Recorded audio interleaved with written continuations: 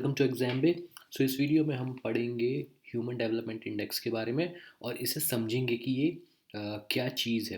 Right, काफ़ी important topic है हमारे ईपीएफओ एनफोर्समेंट ऑफिसर एग्जाम के पॉइंट ऑफ व्यू से। उसके अलावा एक बोनस टॉपिक मैक्रो इकोनॉमिक्स का एक बोनस टॉपिक मैंने इसमें वीडियो में इंक्लूड किया है। Okay, just to give you perspective. अब ये जो टॉपिक्स हैं ये डेवलपमेंट इश्यूज़ में, सिलेबस के डेवलपमेंट इश्यूज़ वाले पोर्शन में आते हैं। Human development index, human development हो गया, बाकी ह्यूमैनिटी के लिए जो भी इश्यूज अभी चल रहे हैं डेवलपमेंट से रिलेटेड, इंफ्रास्ट्रक्चर और पॉवर्टी, बाकी सारे जो भी इश्यूज हैं। Right, so without wasting any time हम स्टार्ट करेंगे। Okay, so human development index क्या होता है? This index ranks countries. Okay, ये ह्यूमन डेवलपमेंट रिपोर्ट का पार्ट होता है, बट मोस्टली हम ह्यूमन डेवलपमेंट इंडेक्स को रीड करते हैं। ये कंट्रीज को, जितनी भी कंट्रीज हैं उन्हें रैंक करता है on the basis of some important dimensions of human development. अब वो इम्पॉर्टेंट डायमेंशंस क्या होते हैं? प्राइमरली थ्री एरियाज होते हैं, उसके नीचे उनके सबसेट्स होते हैं। जो जो थ्री एरियाज होते हैं वो होते हैं लाइफ एक्सपेक्टेंसी, एजुकेशन और पर कैपिटा इनकम। राइट, तो इन तीन बेसिस पे कंट्रीज को रैंक किया जाता है फ्रॉम हाईएस्ट टू लोएस्ट। तो जिस कंट्री की रैंक वन होगी, it's best in terms of human development all in all these parameters. Right, it was developed by Pakistani economist mister Mahbub ul Haq, और हमारे Indian economist, well known Indian economist, Nobel prize winner Amartya Sen ji का भी इसमें काफ़ी योगदान रहा है। 1990 में फर्स्ट टाइम ये पब्लिश हुआ था। Okay, so these are some important facts. Published by United Nations Development Programme, UNDP publish करता है in its human development report. 2010 में इनइक्वालिटी एडजस्टेड एचडीआई रिलीज़ किया गया था, तो पैरामीटर्स को अलग तरीके से स्टडी भी किया जाने लगा। इनइक्वालिटी रिलेटेड मीन्स एक तो आपकी जेंडर बेस्ड इनइक्वालिटी हो गई, बाकी और जो सोसाइटल ग्रुप्स होते हैं कंट्री के अंदर, उनके अंदर जो इनइक्वालिटी, हमें उतना डिटेल में जाने की ज़रूरत नहीं है एग्जाम पॉइंट ऑफ व्यू से। हमें पता करना है कि किस क्या क्या पॉइंट्स और किस तरीके से ये रैंकिंग की जाती है। The objective of creating HDI और human development index was that a country should not be declared as developed just by economic development. सिर्फ इकोनॉमिकली डेवलप हो रही है बहुत ज़्यादा, आप उसके बेसिस पे आप एक कंट्री को डेवलप नहीं बोल सकते। राइट, क्योंकि उस कंट्री के जो मेन जो पार्टिसिपेंट्स हैं वो उस कंट्री के सिटीजन्स हैं, जो लोग वहाँ पर रहते हैं। अगर उनका डेवलपमेंट नहीं हो पा रहा है अच्छे से, तो फिर क्या फ़ायदा है सिर्फ इकोनॉमिक डेवलपमेंट से, सिर्फ इंफ्रास्ट्रक्चर डेवलपमेंट से? तो this was the case in some of the Middle East countries. Right, तो ह्यूमन डेवलपमेंट होना बहुत ज़रूरी है, क्योंकि जो इकोनॉमिक डेवलपमेंट भी है उसके जो फ्रूट्स हैं वो तो जो वहाँ के जो लोग रहते हैं, जो सिटीजन्स होते हैं, वही बेयर करेंगे, उन्हें ही मिलने। राइट, तो human development is very important. Three dimensions are as follows. एक तो long and healthy life is measured by life expectancy at birth. तो ये इंडिकेटर है, लाइफ एक्सपेक्टेंसी एट बर्थ जो एक इंडिकेटर है। ओके, और डायमेंशन इसका हो गया हमारा long and healthy life. Second dimension is knowledge which is measured bye expected years of schooling number one, and mean years of schooling number two. तो ये जो पॉइंट है ये काफ़ी इंपॉर्टेंट पॉइंट मैं अभी बोल रहा हूँ आपके सामने, तो ये आपको याद होना चाहिए। एक तो तीन हमारे डायमेंशन किस किस पे के बेसिस पे वो रैंकिंग होती है और क्या इंडिकेटर्स होते हैं। राइट, जो स्टैटिस्टिक्स हैं किसी बेसिस पर तो लेनी पड़ेंगी, तो वो जो स्टैटिस्टिक्स के बेसिस हैं वो हमारे ये इंडिकेटर्स हैं। A decent standard of living is measured by GNI per capita income. तो GNI per capita income is gross national income जिसे हम कहते हैं, उसमें भी पर कैपिटा। तो ये कैसे निकाला जाता है? Gross national income is final income of a country in a year divided by its population. तो पर कैपिटा निकल आती है जो हमें पता है। डॉलर्स के टर्म्स में ये एक्सप्रेस होती है।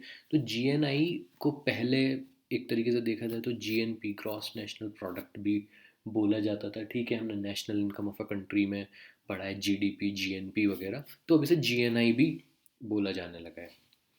टाइटल अब 2020 का जो ह्यूमन डेवलपमेंट रिपोर्ट है वो भी दिसंबर में रिलीज हुआ है, that's why this topic is has become more important. तो उसका जो टाइटल है, टाइटल अपने को पता होना चाहिए। ये पूछा जा सकता है, the next frontier, human development and the anthropocene. what is the meaning of this term anthropocene? Anthropocene का जो मीनिंग है वो है the age of humans. Okay, क्योंकि पहले कई सारे सीन्स से एंडिंग बहुत सारे वर्ड्स आते थे, तो वो एज होती थी, जैसे स्टोन एज और ये सब अपनी इपोक्स जिसे हम कहते थे। तो ये एक नई जियोलॉजिक इपोक आ गया है। Anthropocene is the age of humans. Important term आपको पता होना चाहिए। नंबर वन पे नॉर्वे टॉप करता है ह्यूमन डेवलपमेंट इंडेक्स को, 2020 में भी करा है, 2019 में भी करा है, और सबसे ज़्यादा बार करा भी नॉर्वे में है। तो नॉर्वे में हम कह सकते हैं कि भाई ह्यूमन डेवलपमेंट बहुत ही अच्छा है। और ये कंट्री को देखा जाए तो one of the best countries to live in बनाता है। इंडिया की जो रैंकिंग है इसमें काफ़ी लो है, 131 है। 2019 में 129 थी। India is making a lot of efforts कि ये रैंकिंग को ऊपर आए, और उम्मीद है कि आने वाले सालों में ये ऊपर आएगी। तो 2020 H D R human development report में क्या है, एक मैंने जिस्ट ये इस स्लाइड के थ्रू लिया है। एक्सपेंडिंग ह्यूमन डेवलपमेंट तो होना ही है। ईजिंग प्लानिटरी प्रेशर्स, तो अभी आप कहीं पे भी पढ़ते होगे इंटरनेट पे या मैगजीन्स वगैरह में, आप तो ग्लोबल वार्मिंग बहुत ज़्यादा चल रही है। Global warming is what, like जो जिस प्लानट पे हम रहते हैं उस पर प्रेशर बहुत ज़्यादा हो रहा है। एक तो पॉपुलेशन इतनी बढ़ती जा रही है, दूसरा क्या है कि इकोनॉमिक डेवलपमेंट इतनी तेज़ी से हो रहा है, इंडस्ट्रीज़ बढ़ रही हैं, और ऑटोज़ माने कार्स और ये सब ऑटोमोबाइल्स वगैरह हो गए, फैक्ट्रीज हो गई। फिर हमारी एनर्जी नीड्स इतनी ज़्यादा हो गई हैं, इवन इंटरनेट बहुत ज़्यादा एनर्जी कंज्यूम करता है। तो उस वजह से प्लेनेट पे बहुत ज़्यादा प्रेशर पड़ रहा है, हमारे फॉरेस्ट डिग्रेड हो रहे हैं, राइट। कहीं पे फ्लड्स आ रहे हैं, कहीं पे ड्रॉट्स आ रहे हैं, एकदम इम्बैलेंस हो गए। तो उन्हें भी बैलेंस करना बहुत ज़रूरी है आगे के लिए, अगर हमें थ्राइव करना है, ह्यूमैनिटी को थ्राइव करना है। So renewing human development for Anthropocene, उसमें लिखा है we are destabilising planetary systems, तो उन्हें रिवाइव करना है, राइट। क्योंकि अगर वो रिवाइव नहीं करे तो आगे जाके हम पे ही फ़र्क पड़ने वाला है। फिर mechanism of change, we need a just transformation in the way we live, we work and we cooperate. तो कई सारे चेंजेस लाने की ज़रूरत है। New social norms, improved incentives and working with nature can take us there, not again. So sustainable development is the key, ये sustainable development का बोला है। और अभी हमने देखा कोविड की वजह से कितना कुछ चेंजेस आए, हमें पता लगा कि हम भाई रह सकते हैं। बहुत सारी चीज़ें ऐसी हैं जो फालतू की हम यूज़ करते हैं, उनके बिना भी हम रह सकते हैं। A new era requires new measure of human development, right. तो planetary pressures adjusted human development index को लाना चाहिए, और आई थिंक आगे आने वाले सालों में यूएनडीपी ऐसी एक रिपोर्ट भी निकालेगा। अब जो बोनस टॉपिक मैंने आपको बोला था वो है purchasing power parity, macro economics का टॉपिक है, राइट। परचेजिंग पावर पैरिटी, अगर हम इस टर्म्स को ही पढ़ें, परचेजिंग पावर मतलब कोई आदमी है, उसकी परचेजिंग पावर क्या है, उसकी क्षमता कितनी है, उस पर कितना पैसा है, तो वो उससे कितना कुछ खरीद सकते हैं, that is purchasing power, simple. मेरे पास 10 रुपये हैं तो मैं 10 रुपये की चीज़ खरीद सकता हूँ, 20 रुपये की चीज़ नहीं खरीद सकता हूँ। पैरिटी, पैरिटी मीन्स समानता, मीन्स इक्वालिटी। तो ये कंट्रीज़ को कंपेयर करने के लिए होता है। जैसे कि आप सोचो, अब यूएस में तो डॉलर चलता है, और $1 में अभी देखा जाए तो नॉर्मली 72 रुपीज़ आते हैं। बट इसका मतलब ये तो नहीं है कि अगर इंडिया में कोई चीज़ 10 रुपीज़ की मिलती है तो यूएस में वो चीज़ $10 की मिलेगी। नहीं, ऐसा नहीं है। एक एक्सचेंज रेट होता है, और ऑब्वियसली यूएस थोड़ा महंगा है, right. But purchasing power parity का कॉन्सेप्ट कहता है कि इसे अचीव किया जा सकता है।